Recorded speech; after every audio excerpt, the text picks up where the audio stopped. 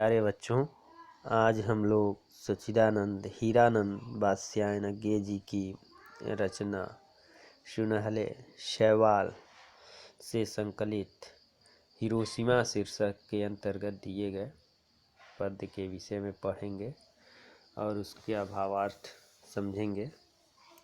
प्रस्तुत जो शीर्षक हिरोशिमा है, ये इसके बारे में आप लोग अच्छी तरह से जानते होंगे।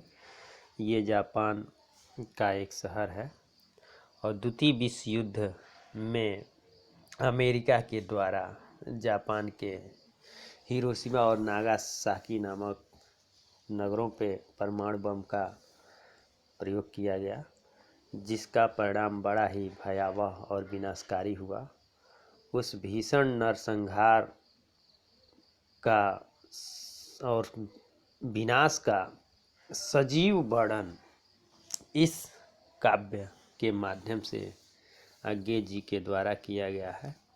इसमें आप लोग एक एक पंक्ति को ध्यान से सुनिए और समझने का प्रयास कीजिएगा। एक दिन सहसा सूरज निकला, अरे क्षितिज पर नहीं, नगर के चौक। धूप बरसी, पर अंतरिक्ष से नहीं, फटी मिट्टी से। छायाएं मानव जन की, दिशाहीन सब ओर पड़ी वह सूरज। नहीं उगा था पूरब में वह। बरसा सहसा बीचों बीच नगर के। काल सूर्य के रथ के पहियों के ज्यों अरे टूट कर बिखर गए हों दसों दिशा में। कुछ क्षण का वह उदय अस्त, केवल एक प्रज्वलित क्षण की दृश्य सोख लेने वाली दोपहरी। फिर छायाएं मानव जन की नहीं मिटी लंबी हो होकर। मानव ही सब भाप हो गए, छायाएं तो अभी लिखी हैं। इसका प्रसंग क्या है? इस कविता के माध्यम से कवि ने उस भीषण नरसंहार का और विनाश का वर्णन किया है जो द्वितीय विश्व युद्ध में अमेरिका के द्वारा जापान के हिरोशिमा और नागासाकी नामक नगरों पर परमाणु बम गिराने के परिणाम स्वरूप हुआ था। प्रस्तुत पद में कवि कहता है, इसका भाव है, प्रस्तुत पद में कवि कहता है कि एक दिन सहसा सूरज निकला।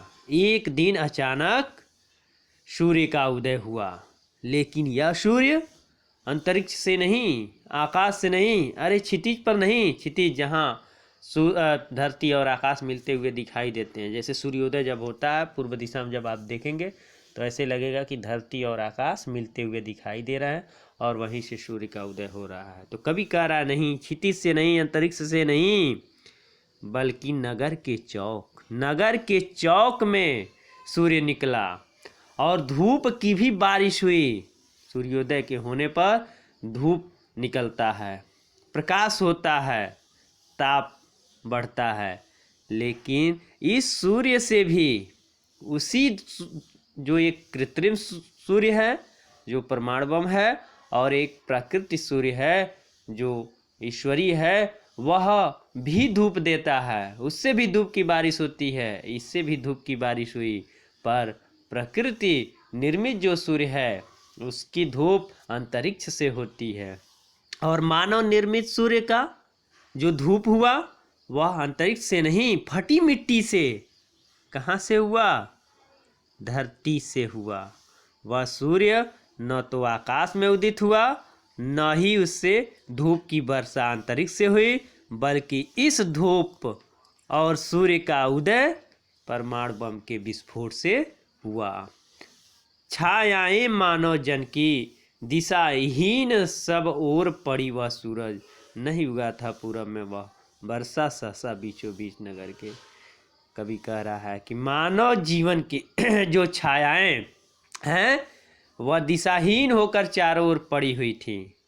वह सूर्य पूर्व दिशा से उदय नहीं हुआ था, वह तो नगर के बीच में परमाणु बम के रूप में बरस पड़ा था।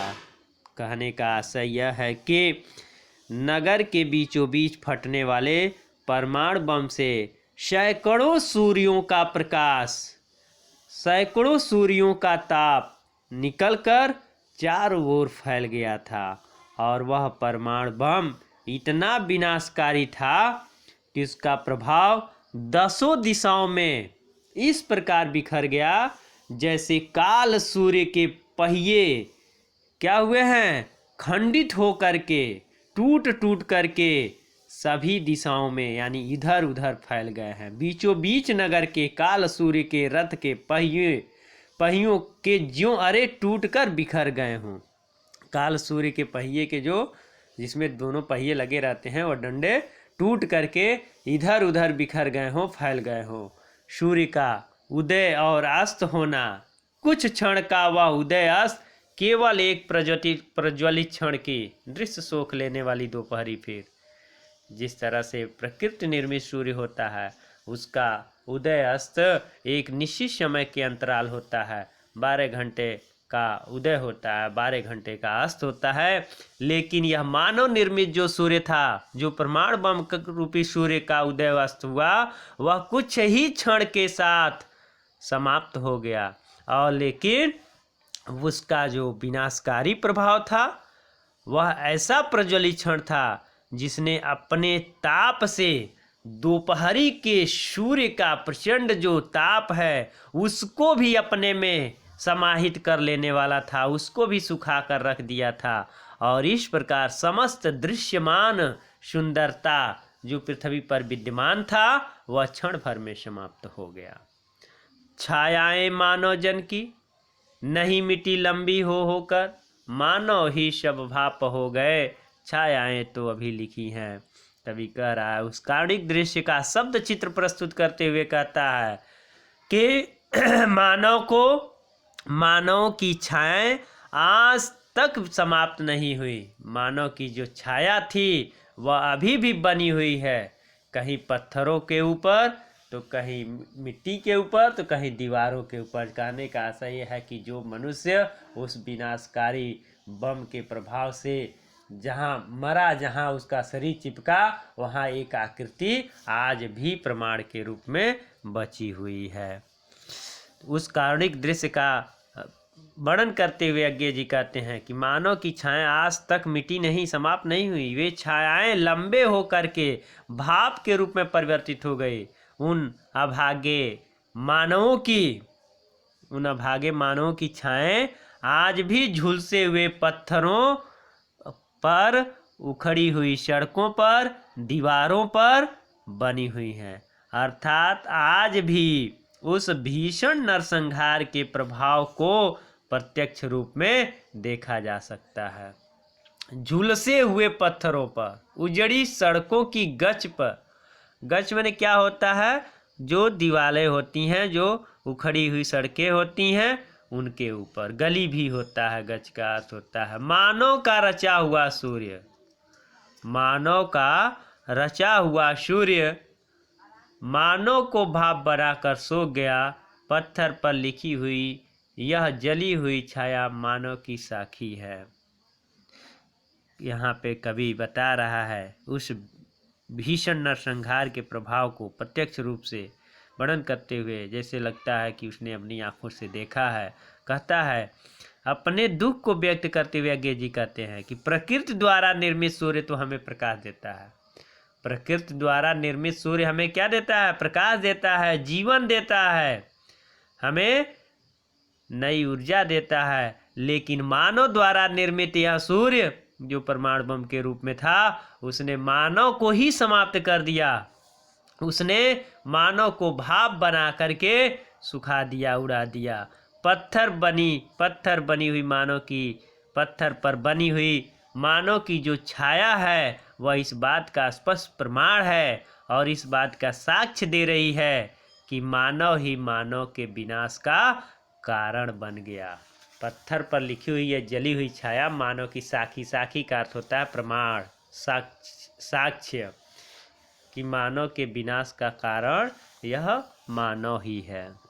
इसका काव्य सौंदर्य क्या है, भाषा प्रवाहपूर्ण खड़ी बोली है, अलंकार रूपक है, अतिशयोक्ति है, रूपमा है, रस करुण रस है, शब्द शक्ति लक्षणा है, गुण प्रसाद है।